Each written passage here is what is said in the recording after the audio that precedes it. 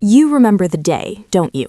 The day you looked at your bank account and saw a number with 4 digits in it for the first time. Money you actually saved, not money that was just passing through on its way to rent or groceries or some bill you forgot about. You probably stared at it for a second longer than you needed to. Maybe you even took a screenshot. And then, almost immediately, this really weird, almost deflating thought crept in. $1,000? That's it?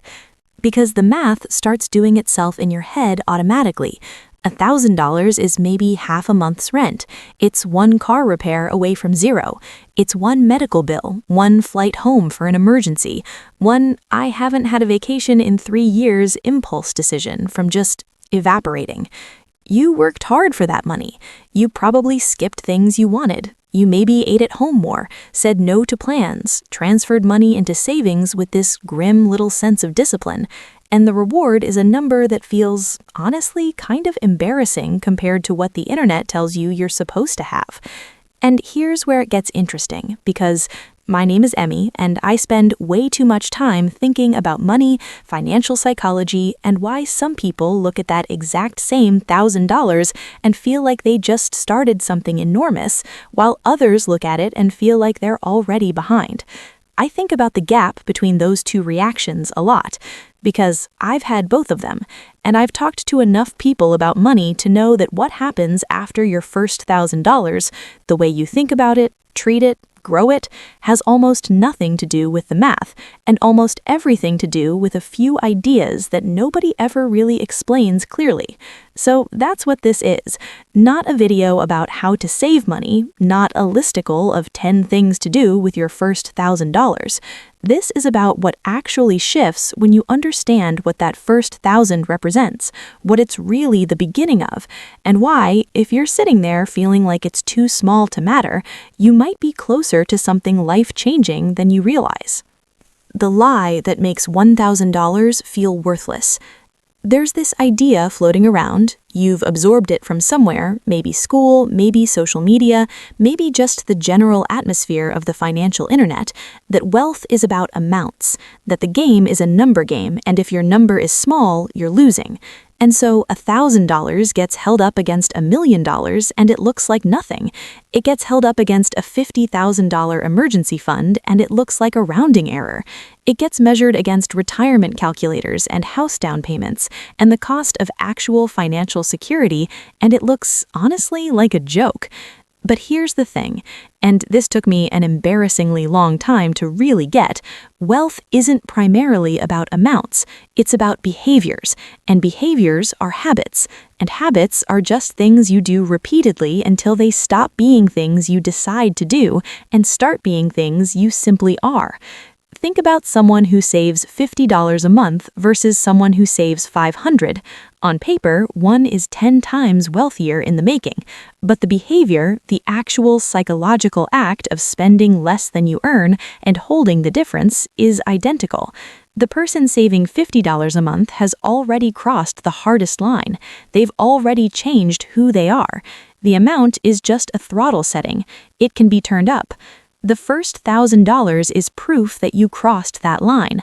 That's what it is.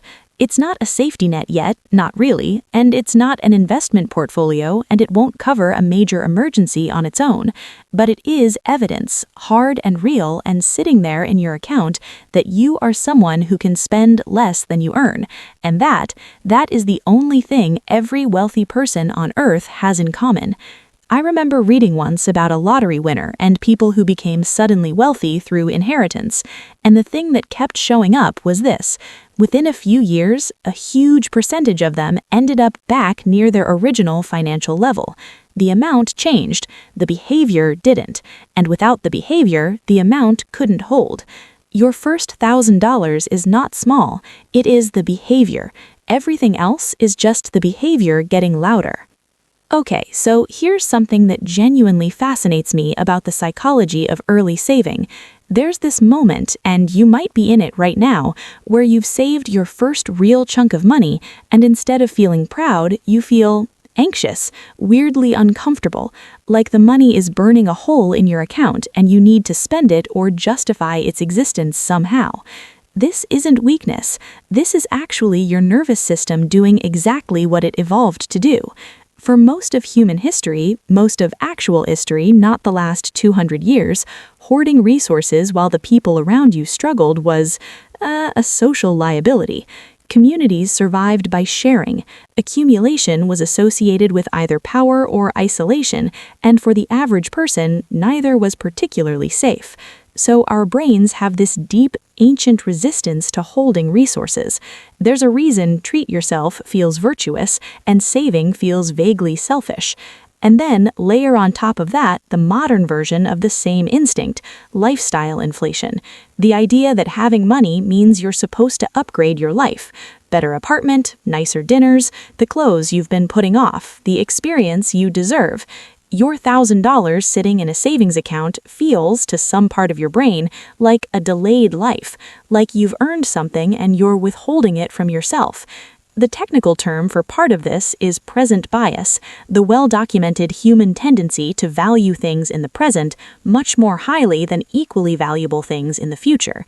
A $100 today feels bigger than $100 in a year, even if rationally you know the future version would be worth just as much or more.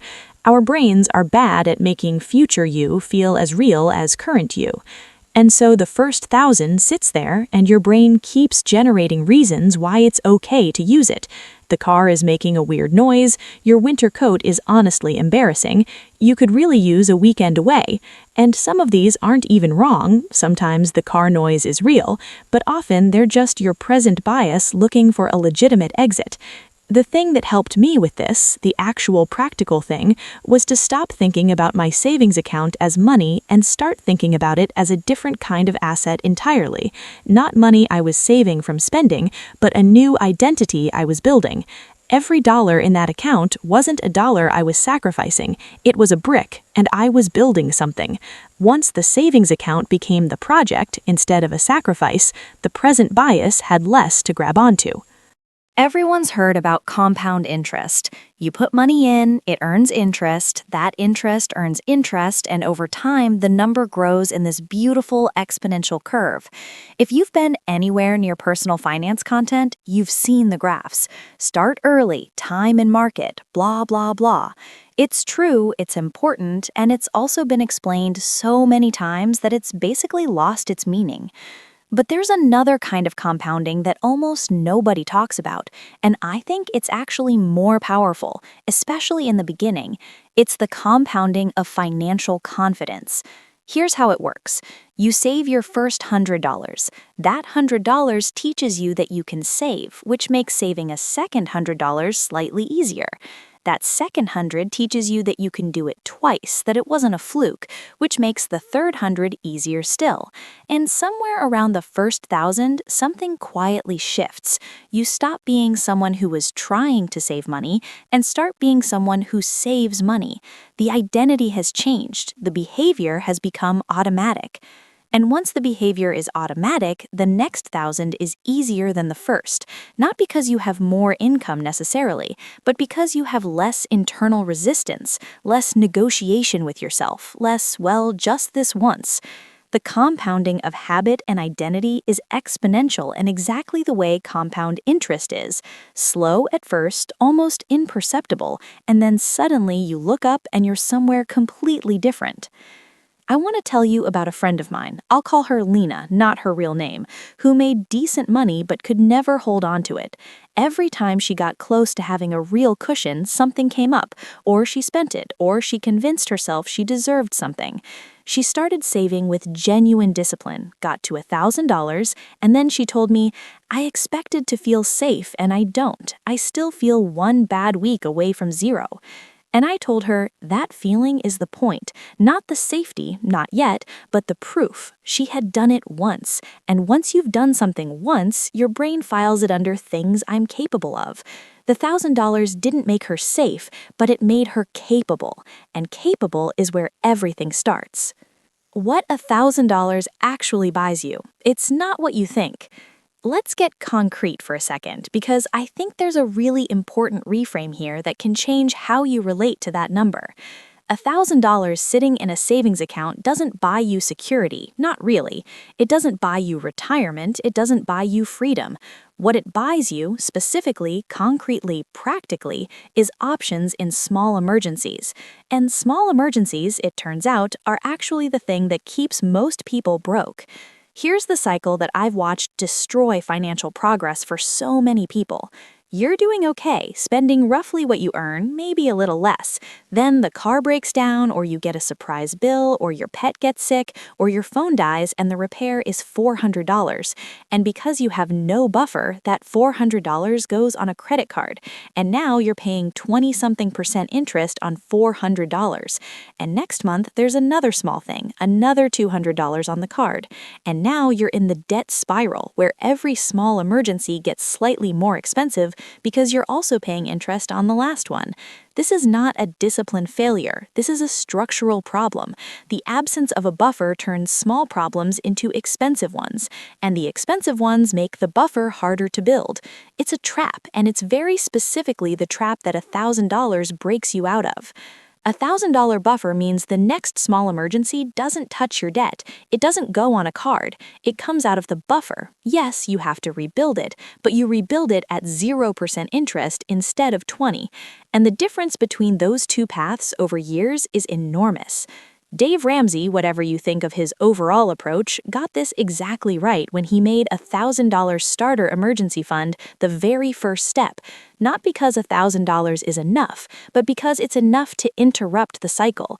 It's enough to stop the bleeding from small cuts, and if you stop the bleeding from small cuts, you can start actually healing.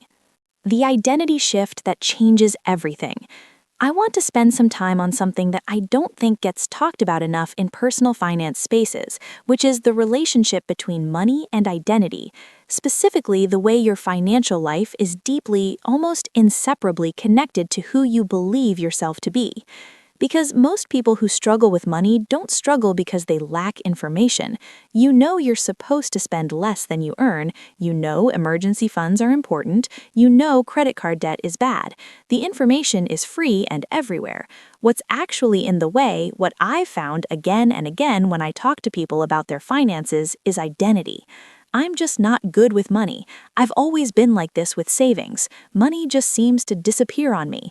These aren't descriptions, they're identities. They're stories someone has told themselves so many times that they've stopped being stories and become facts, or at least they feel like facts. And here's the brutal part about identity. We're unconsciously, constantly doing things that confirm our existing identity. If you believe you're bad with money, you'll find ways, sometimes very creative ways, to confirm that belief. The saving will feel temporary, fragile, like something you're doing against your nature, rather than something you're becoming. And at the first real test, the first temptation, the first emergency, the first bored Sunday afternoon with a shopping app, the identity will reassert itself.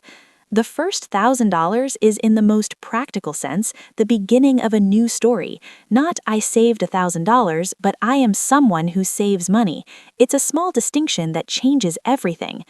James Clear in Atomic Habits talks about this as identity-based habits, the idea that the most durable change comes not from setting goals, but from deciding who you want to be and then casting votes for that identity with each small action. Every time you transfer money to savings instead of spending it, you're voting. Every time you leave the buffer alone when you're tempted to dip into it, you're voting. The $1,000 isn't just money, it's a stack of votes for a new version of yourself. And the beautiful thing is, once the identity shifts, the behavior becomes effortless in a way that sheer willpower never is. You're not fighting yourself anymore, you're just being yourself. The moment it starts working against you if you're not careful. Okay, I want to be honest here because I think a lot of finance content skips this part, and skipping it is how people end up stalled. There is a version of saving your first $1,000 that becomes a trap, a comfortable little plateau where you feel like you've arrived somewhere, like you've done the thing, and the urgency that got you there starts to fade. The account sits at 1,047 for 6 months. You're technically a saver, you technically have achieved the milestone, and also nothing is really moving. This is the savings comfort zone, and it's sneaky because it feels like virtue. You're not spending recklessly, you're not in debt, you have a buffer, you're doing better than past you. And all of that is true, but better than past you and on track toward the future you actually want aren't the same thing. The honest version of what comes after the first $1,000 is that the work gets less emotionally charged, but more strategically demanding. The first 1,000 was about habit and identity. The next phase is about direction.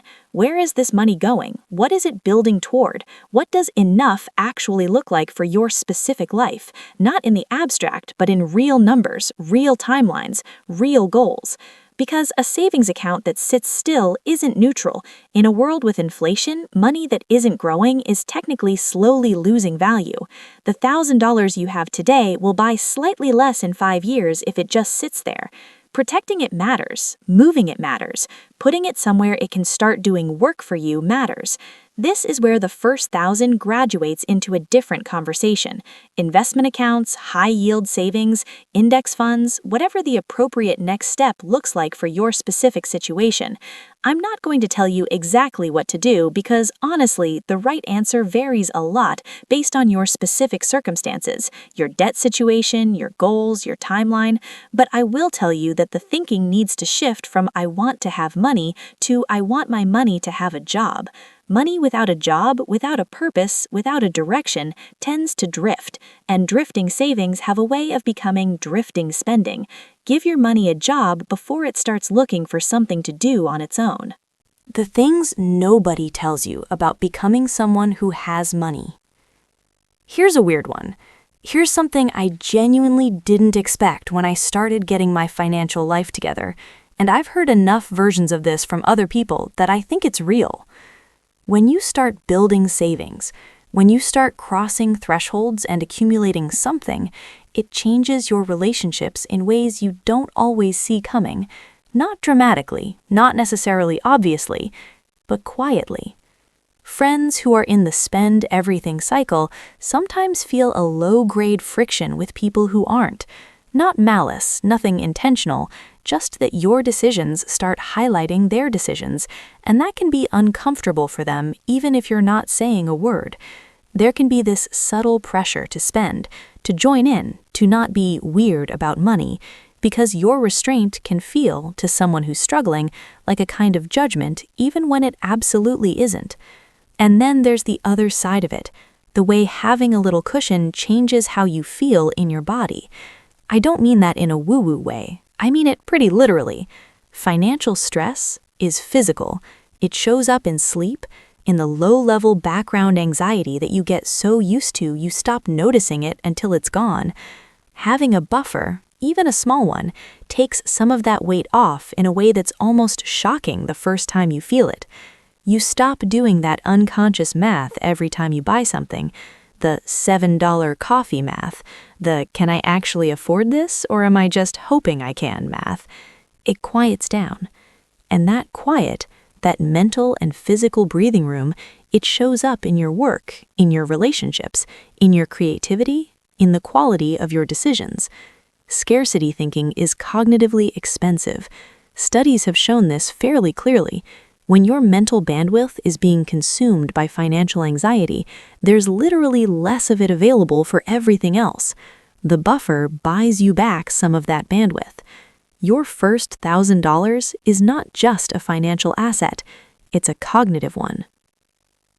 What the long game actually feels like from the inside. I want to end the main part of this with something honest, because I think personal finance content often sells a fantasy version of the journey that doesn't actually help people. The long game of building wealth is not exciting. It is mostly boring. It is the same boring choices made again and again, month after month, in the face of a culture that is constantly, aggressively, and brilliantly designed to extract money from you. Saving is a quiet, unglamorous act. There are no highlights. Nobody's making a documentary about you moving $200 to a savings account on a Tuesday. And the results come slowly. so slowly that for a long time it's hard to tell if they're coming at all. The first year of serious saving, you might look at the number and think, this is it? All that discipline, all those choices, and the number is that? And the answer is yes, that's what it looks like from the inside for a long time. The curve is flat for so long before it starts to bend upward. But I think about this a lot. The people who stop here, who look at the flat part of the curve and decide it isn't working, versus the people who stay and discover what the bending part feels like. The difference between those two groups isn't luck or income or intelligence. It's mostly just the belief that the curve will eventually bend and the patience to be there when it does. Your first $1,000 puts you on the curve. That's what it does. It puts you on the curve. The part where I tell you what this all means. So let's bring it back around, because I've taken you through a lot here and I want to make sure the thing that actually matters lands. Your first $1,000 feels small because you're measuring it against the wrong things. You're measuring it against your rent, against your retirement, against some abstract notion of financial security that exists at a scale so much larger than where you are right now. And of course it looks small from there. Everything looks small from there. But measured against where you were before you had it, it's enormous. It's the proof that the behavior exists in you.